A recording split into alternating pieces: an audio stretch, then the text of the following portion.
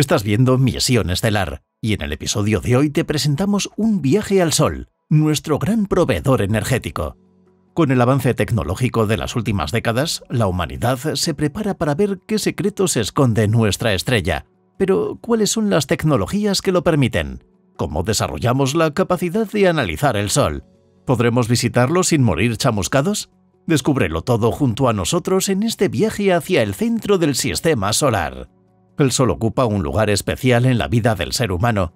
Determina nuestro ciclo de sueño, nos calienta y da energía. Favorece el crecimiento de las plantas y los seres vivos. Sin él, la vida no existiría. Es lo primero que se ve al mirar hacia arriba. ¿No es curioso, entonces, que desde tiempos antiguos el Sol haya sido visto como una deidad?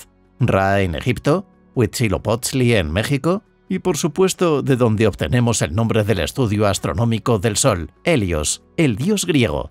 Durante la historia, el Sol ha jugado una parte integral del desarrollo humano, tanto que nuestros calendarios, usualmente, se basan en su posición y duración en el cielo.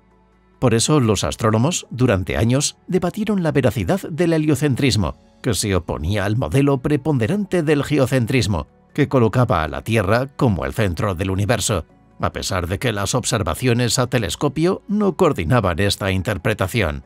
Fue el trabajo del padre de la astronomía moderna, Galileo Galilei, presentar demasiada evidencia de por qué el heliocentrismo era el modelo más adecuado, cosa que no fue bien recibida por la Iglesia de su momento, valiendo un juicio de censura.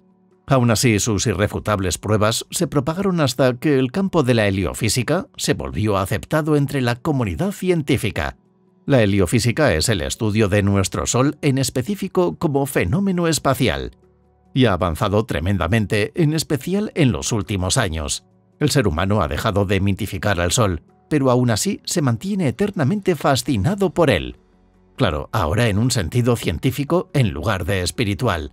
Queremos saber sus temperaturas, comportamiento y qué yace debajo de su superficie o incluso qué hay en su núcleo.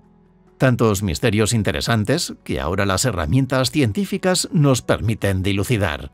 Para cualquiera que haya tratado de mirar el Sol, podemos ver que no es fácil, ya que el ojo desnudo puede causar mareo y dañar la retina rápidamente. Es por eso que siempre fue difícil estudiar el Sol. Usualmente teníamos que verlo de forma indirecta, o cuando era más débil, durante el amanecer o el atardecer. E incluso así, con telescopios, Galileo necesitó de vidrios ahumados especiales para limitar el brillo o usar la proyección solar sobre una superficie blanca. En casos especiales, como los eclipses solares totales, es posible ver su superficie debido a la Luna, pero estos igual pueden dañar severamente la vista. El Sol es simplemente muy brillante. Afortunadamente, con el avance tecnológico en cámaras, el ser humano ya no necesita exponer sus propios ojos. Además, debido al cambio que la atmósfera genera en la luz solar, solo hemos observado parcialmente el Sol desde la superficie terrestre. Para ver claramente, hemos enviado sondas telescópicas especialmente diseñadas hacia el espacio. Este es el caso del SDO, Solar Dynamics Observatory, lanzado por la NASA en febrero de 2010. Su objetivo era observar la superficie o corona solar junto con sus variaciones.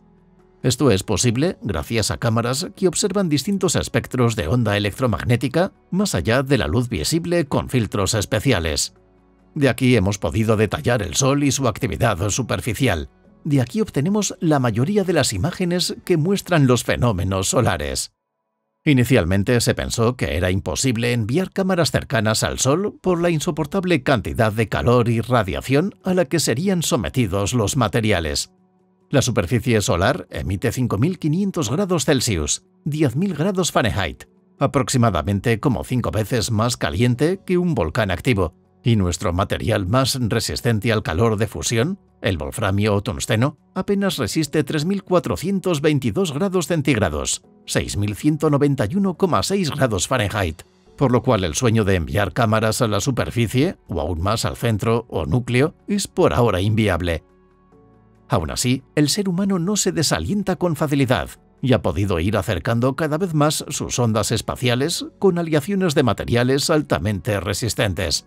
Tal es el caso del Solar Orbiter, que opera a 42 millones de kilómetros de distancia del Sol. Lanzado en febrero de 2020, ya desde julio de 2020 empezó a arrojar las más detalladas observaciones hasta ahora de la corona solar, especialmente útiles para medir los ciclos de su campo magnético y erupciones. En este caso tenemos los agujeros coronales, que son zonas de baja densidad de plasma y más fríos, que no forman bucles magnéticos cerrados, sino abiertos, produciendo zonas de vientos solares cuyas partículas recorren el universo y al llegar a la Tierra e interactuar con nuestro campo magnético generan las auroras boreales de las zonas polares. También encontramos los filamentos solares, que son bucles de plasma inmensos que se mantienen en la atmósfera solar cayendo de vuelta debido a los campos magnéticos. Esto a veces se observa como la lluvia solar, donde el material de plasma cae de vuelta al bajar su temperatura, con mucho brillo. Aunque a veces los filamentos se rompen, enviando peligrosas llamaradas solares de radiación y magnetismo al espacio, que si se acercan a la Tierra, pueden afectar gravemente satélites o dispositivos electrónicos. Aún así, la NASA está tomando el reto de observar aún más de cerca gracias a la sonda Parker Solar Probe, que se convirtió en 2021 en la primera nave espacial en atravesar la corona, la atmósfera superior del Sol. Con cada órbita más cerca, la sonda se enfrenta a un calor y una radiación brutales para proporcionar a la información observaciones sin precedentes, ya que recoge mediciones e imágenes para ampliar nuestros conocimientos sobre el origen y la evolución de estos vientos solares. También contribuye decisivamente a la previsión de los cambios en el entorno espacial que afectan a la vida y la tecnología en la Tierra. Por ahora, sus objetivos son volar más de 7 veces más cerca del Sol que cualquier otra nave espacial. A lo largo de 7 años, la nave completará 24 órbitas alrededor del Sol, y en su máxima aproximación, la nave se acercará al Sol unos 6,2 millones de kilómetros. Pero aún así apenas estamos en la corona solar, la parte exterior de su atmósfera, por lo cual tenemos que descender a la zona de transición que se ubica entre esta y la cromosfera, de un ancho superficial de 100 kilómetros, cuya temperatura aumenta considerablemente, oscilando entre de aproximadamente 20.000 grados centígrados a 1 millón de grados centígrados. Vemos cómo la temperatura empieza a llegar a niveles difíciles de comprender incluso para los científicos, quienes deben estudiarlos usando distintos espectros de luz electromagnética. Ahora llegamos a la cromosfera, que es la parte más baja de la atmósfera solar, con unos 1.700 kilómetros de grosor. Aquí se detallan las espículas solares, que son chorros de plasma que salen de la superficie a 100 kilómetros por segundo, generando lo que parece ser un pastizal cósmico, con temperaturas de entre 3.800 grados centígrados, 6.700 grados Fahrenheit y 7.760 grados centígrados, 14.000 grados Fahrenheit, con alturas de hasta 10 kilómetros y durando unos minutos de media. Se cree que utilizan partículas neutras para mantener esta estructura momentánea que escapa de la superficie. Continuamos descendiendo a la fotosfera, que sí existe en el espectro visible y que a la distancia parece sólida, pero esto es una ilusión generada por la luz, ya que la materia que existe en el Sol es solo plasma debido a las altísimas temperaturas que circulan debido a las fuertes corrientes magnéticas. Con 400 kilómetros de grosor se nota la interrupción de manchas solares donde se acumulan los campos magnéticos, bajando el calor comparativamente. De aquí es donde vienen las erupciones solares de capas superiores. Es en la fotosfera donde se acaba nuestra capacidad de observar con luz visible o no.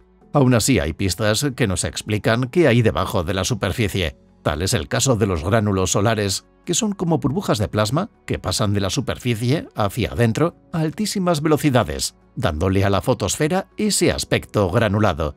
Pensemos que es un fenómeno similar al movimiento tectónico de la propia Tierra, o para más referencia visual, a un líquido hirviendo.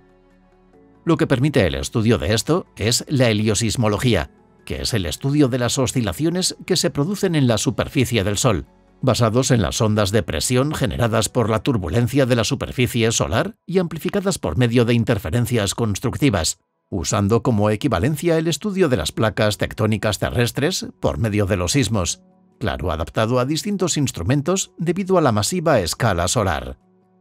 Ya más adentro tenemos la zona convectiva, que es la región donde los gases dejan de estar ionizados, haciendo más difícil que la energía, en forma de fotones, escape hacia afuera del Sol. Allí se generan corrientes ascendentes y descendentes de gases de plasma, como en una marea interior con 2 millones de grados centígrados estimados. Descendiendo aún más, nos encontramos en la zona radiactiva, una región donde la energía se transporta hacia el exterior mediante radiación. En esta capa, los fotones interactúan con las partículas de materia, siendo absorbidos y remitidos repetidamente. Este proceso de difusión radioactiva es lento, ya que los fotones pueden tardar miles de años en atravesar esta zona de al menos 7 millones de grados Celsius. Luego de este largo viaje llegamos al núcleo del Sol, que se estima en alrededor de 15 millones de grados Celsius. Esta inmensa temperatura es necesaria para que se produzca la fusión nuclear, donde el hidrógeno se transforma en helio y libera la energía que hace que el Sol brille. Ocupa una quinta parte del tamaño total, que son unos 139.000 kilómetros del radio del Sol, pero el 49,7% de toda su masa debido a su increíble densidad. Por ahora hemos llegado al final de lo que conocemos. Vemos que explorar cada vez más partes del Sol no es tarea sencilla, pero sí posible, ayudándonos a comprender lo que no podemos ver a simple vista.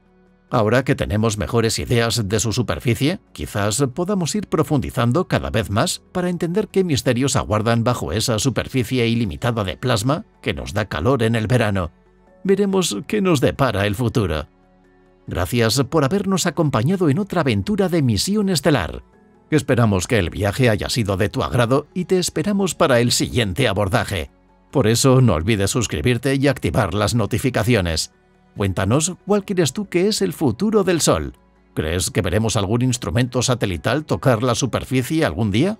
¿Podrá la NASA revelar qué hay bajo la superficie solar? Mientras, seguiremos explorando las misiones y avances tecnológicos que nos ponen más cerca del cosmos, al infinito y más allá.